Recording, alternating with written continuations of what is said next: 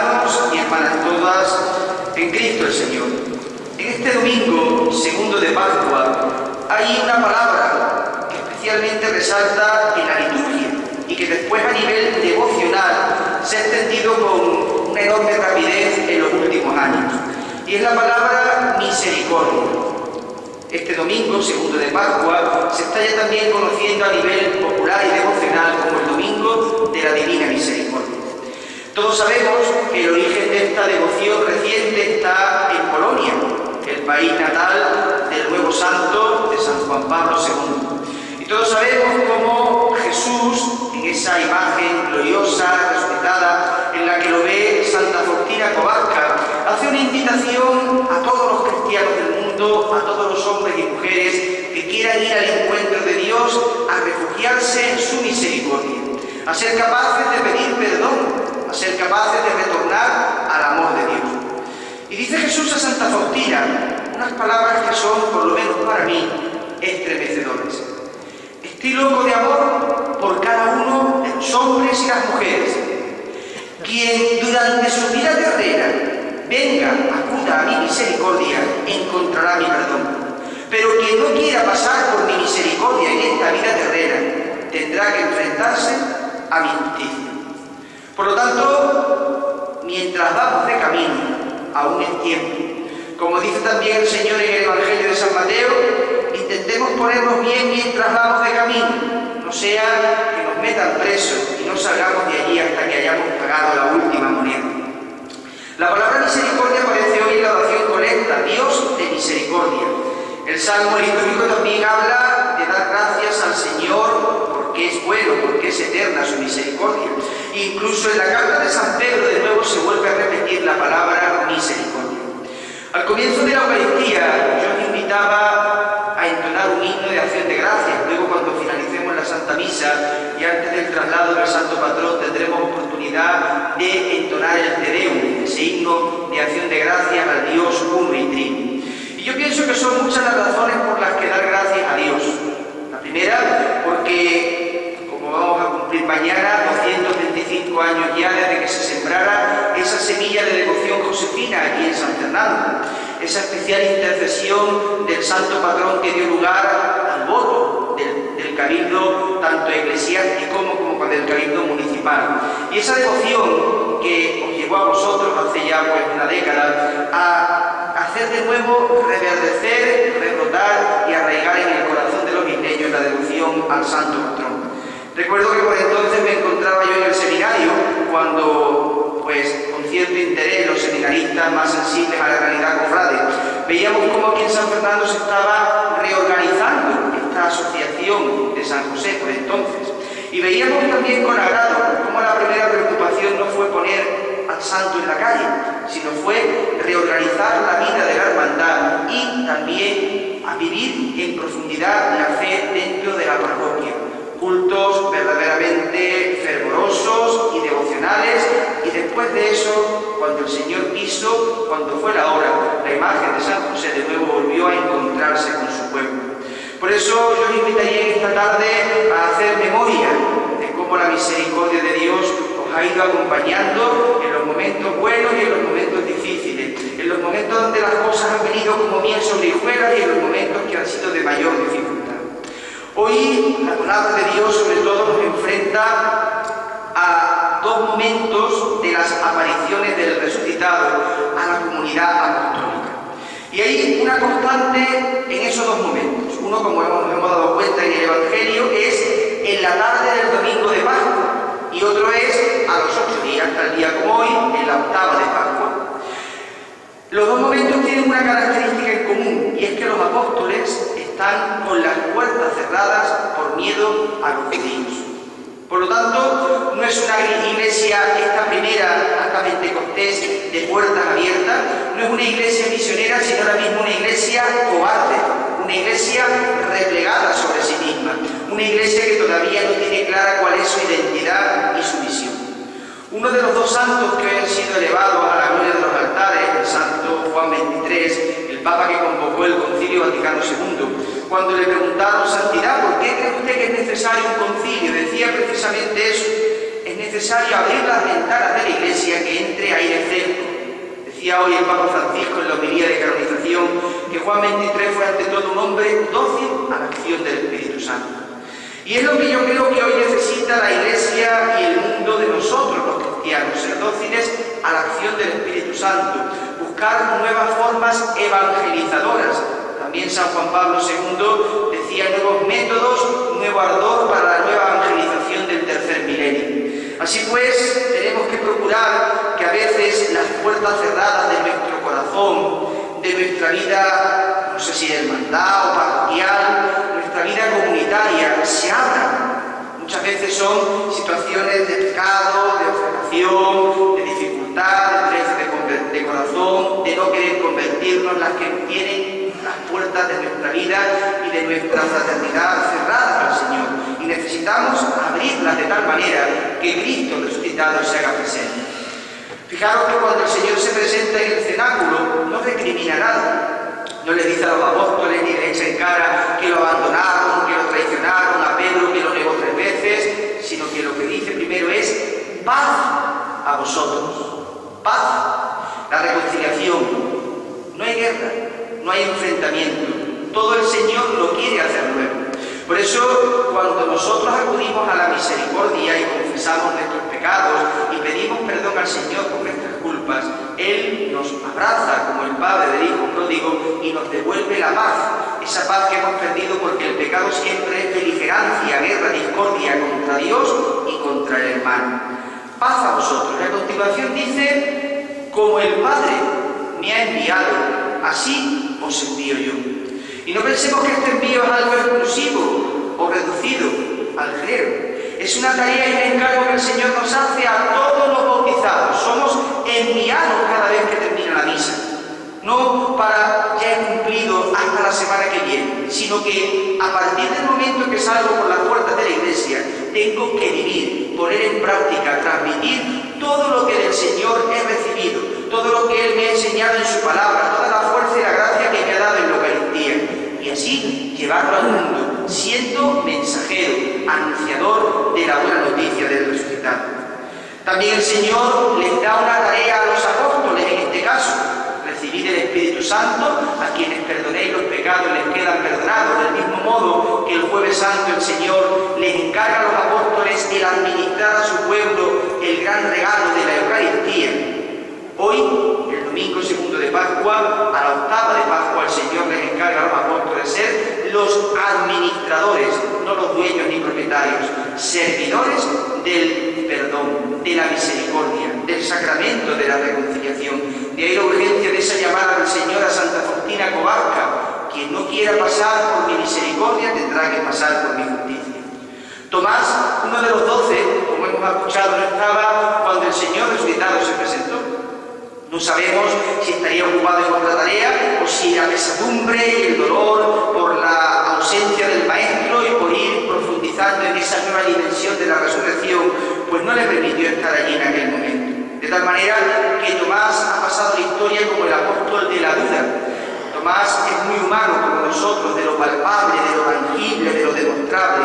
¿Cuántas veces ponemos condiciones al Señor? Él puso la de meter el dedo en la llaga y la mano en el costado. Y nosotros a veces pues le pedimos al Señor pruebas, milagros, signos para poder creer en Él. Hoy el Señor hace una de las bienaventuranzas más bellas, que no están en el Sermón del Monte, sino que están precisamente en este Evangelio de San Juan. Bienaventurados los que crean sin haber visto. Entre ellos nos encontramos nosotros, como dice el apóstol San Pedro en la segunda lectura. ¿No habéis visto a Cristo? Y lo amáis. ¿No lo veis? Y creéis en Él. Y os alegráis con un gozo transfigurado, inefable. Y yo digo, no lo vemos con los ojos físicos, pero lo vemos con los ojos del alma, porque es Cristo, como en Emaús, el que cada vez que celebramos la Eucaristía nos explica la Escritura y parte para nosotros el pan. De esta manera el Señor invita a creer, a confiar, a abandonarnos. Y precisamente el apóstol San Pedro, también en la segunda lectura, nos recuerda algo que con frecuencia olvidamos. Yo, por lo menos en mi ministerio pastoral, me encuentro con muchas personas que se interrogan por qué ellos, siendo cristianos cumplidores, piadosos, buenos, se encuentran con la enfermedad y inmediatamente viene la duda de Dios castigador. ¿Por qué Dios me manda este castigo? ese no es el Dios de nuestro Señor Jesucristo. Ese no es el Padre amoroso que Cristo nos manifiesta con su rostro. Ese es un Dios que nos hemos inventado, podríamos decir que es casi una blasfemia. Lo que sí nos enseña el Señor, sobre todo si os recordáis en los domingos de Cuaresma, por la transfiguración, es que tras la cruz viene la luz, que hay que pasar por la cruz para llegar a la resurrección y la gloria. En esta semana veía por redes sociales, internet, y lo subí al Facebook de mi parroquia, y he recibido más de 1000 y pico de visitas, el testimonio de un joven sevillano que falleció hace unos años de cáncer en el 2012. Desde los 12 años estuvo luchando contra esta enfermedad. Se casó con su mujer, no ha tenido hijos, pero decía que hasta en el dolor, desde la fe, él sentía que el Señor lo acompañaba, que el Señor lo sostenía, que no estaba solo, y asumía su condición de peregrino, transitoria, una condición que muchas veces no terminamos de asumir, creemos que aquí vamos a estar para siempre. Por eso dice San Pedro: alegraos de la esperanza en la que habéis sido salvados. El Señor ya nos ha salvado por su resurrección. Ahora somos nosotros los que tenemos que acoger esa salvación, viviendo en el amor, o rechazar esa salvación viviendo en la vida sin fe y prescindiendo del amor al prójimo. Por eso, alegraos, dice San Pedro, aunque de momento tengáis que sufrir un poco en diversas pruebas, aunque de momento tengamos la enfermedad de un ser querido, o la muerte, o algún problema laboral, estudios, lo que sea, pero siempre el cristiano buscando la superación, como decía San Ignacio, como si todo dependiera de nosotros, sabiendo que depende de Dios, y aceptando, como Jesús nos enseña en Getsemaní, a aceptar la voluntad del Padre. Santa Teresa de Jesús, la gran mística española, cuyo quinto centenario vamos a celebrar en breve, el quinto centenario de su nacimiento, decía que nunca había pedido cosa alguna a San José, el custodio del Redentor, que no hubiera sido atendida. Por eso tenemos que acudir con confianza al Santo José, al Santo Patriarca, y pedirle que Él nos ayude a mirar, a amar, a llevar a Jesús, a mostrar a Jesús a los demás. Con cuánto cariño San José miraría a aquel niño nacido del vientre de María. Con cuánto cariño y con qué orgullo le enseñaría a sus paisanos de Nazaret y le enseñaría tantas cosas en el hogar de Nazaret. Por eso nosotros le pedimos a San José que nos ayude a vivir muy unidos a Cristo. Y precisamente eso es lo que hoy dice la primera lectura del libro de los Hechos de los Apóstoles. Si me vais a permitir que utilice una expresión, pues yo le llamo a esta lectura el termómetro del cristiano.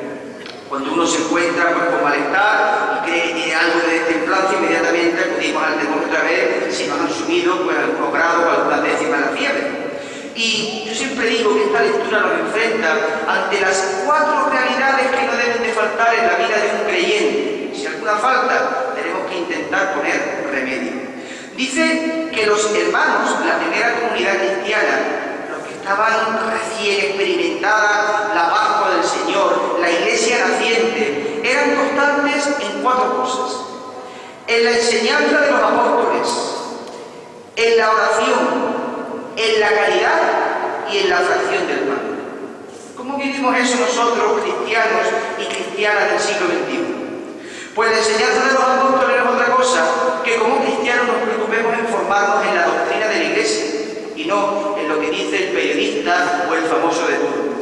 Yo, por experiencia, me doy cuenta que cuando acudimos al médico normalmente atendemos las recomendaciones que el doctor nos da. Mira, tómate este medicamento, haz una analítica, intenta hacer un régimen, y normalmente, pues excepto que no nos dé la gana, las ponemos en práctica. Pero qué curioso, de teología, de moral, todo el mundo opina. Y el Papa está muy anticuado, el obispo es un cascarrabias, el cura es un carca, inmediatamente ponemos etiquetas para modificar el Evangelio y hacer lo que nos da la gana. Pues en esto nos enseña cómo la primera comunidad cristiana era constante en la enseñanza de los apóstoles. ¿Por qué la Iglesia dice esto? ¿Por qué el catecismo de la Iglesia me marca esto sobre este tema? Profundizar en nuestra fe para conocerla, amarla y transmitirla. La oración, hablar con Dios. Si yo no tengo experiencia de Dios, estoy vacío y reseco. Uno de los problemas a los que nos enfrentamos hoy en día los sacerdotes es a la falta de transmisión de la fe en la familia. Los jóvenes, cuando se acercan a recibir algún sacramento, vienen más bien de convivimiento, porque en su casa no le han hablado de Dios, no han visto rezar, no han escuchado nada, y de tal manera, pues sus padres no han terminado su maduración en la fe y no Aquí yo creo que también las hermandades y cofradías tenemos una labor importante que realizar, la evangelización de la juventud y a veces suplir una experiencia de Dios que no ha sido dada en la casa. Tenemos que intentar que aquel que se acerca por medio de la devoción a San José, a Jesús, a María, se encuentre de verdad con la experiencia de Dios, con el Señor resucitado y presente en medio de su iglesia. Dice que los primeros cristianos eran constantes también en la caridad, es decir, el amor al prójimo.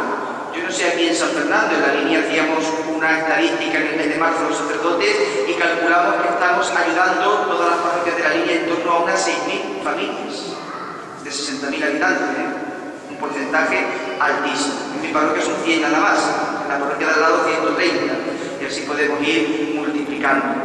De otro lado, dice por último que eran constantes en la fracción del pan, y ese es el nombre primitivo, uno de los nombres con los que se designó la Santa Misa, lo que nosotros estamos haciendo esta tarde, encontrarnos con el Señor que nos explica las Escrituras y parte para nosotros su pan, el que se entregó, su cuerpo que por nosotros se clavó en el árbol de la cruz y que ahora resucitado, realmente presente y vivo, se ofrece como alimento para los fieles.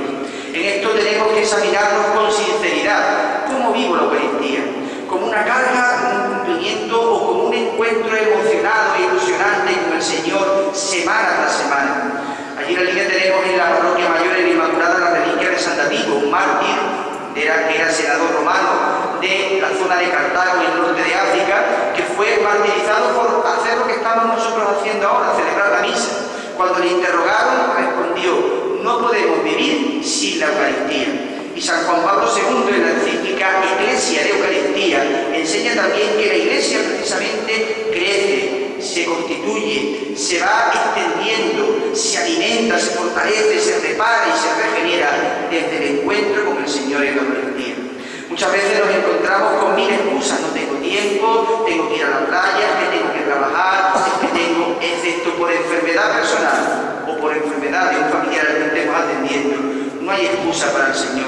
Cada vez que faltamos a la misa, le estamos diciendo a Cristo: tengo algo más importante que tú. En mi vida hay otras realidades, otras dimensiones que para mí tienen más importancia que el encuentro con el Señor resucitado. Pues que eso no nos ocurra, que sigamos al Señor semana tras semana, porque Él es el que guía a su iglesia como el buen pastor a través del encuentro semanal con su palabra y con su cuerpo y su sangre.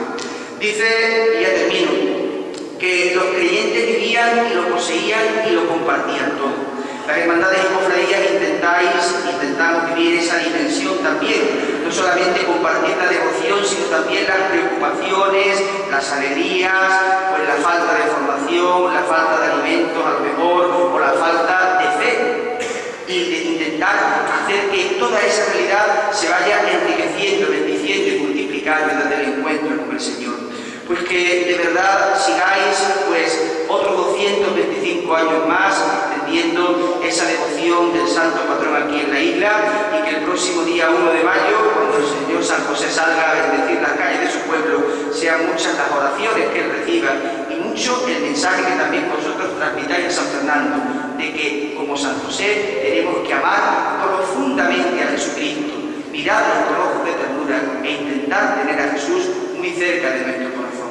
Pues que Él, el Señor San José, interceda por nosotros y nos acompañe para que junto a María la Virgen podamos hacer vida esta palabra que hoy hemos recibido.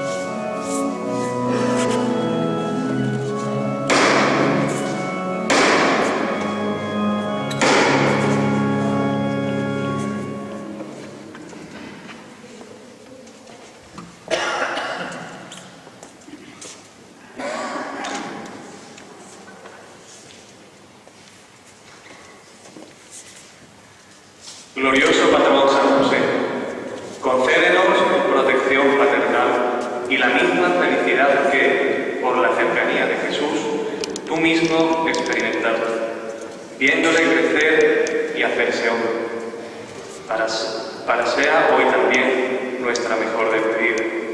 Por ello, cantamos en tu honor la salve Josefina.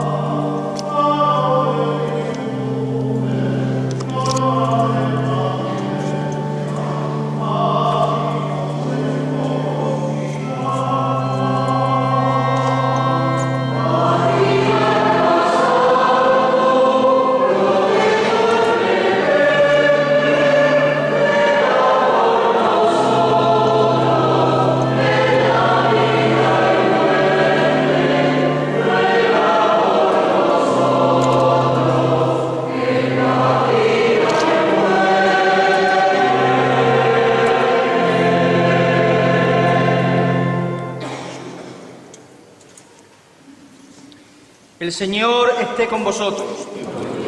Y la bendición de Dios Todopoderoso, Padre, Hijo y Espíritu Santo, descienda sobre vosotros. Amén. En el nombre del Señor podéis ir en paz. Aleluya, aleluya. Demos gracias a Dios. Aleluya, aleluya.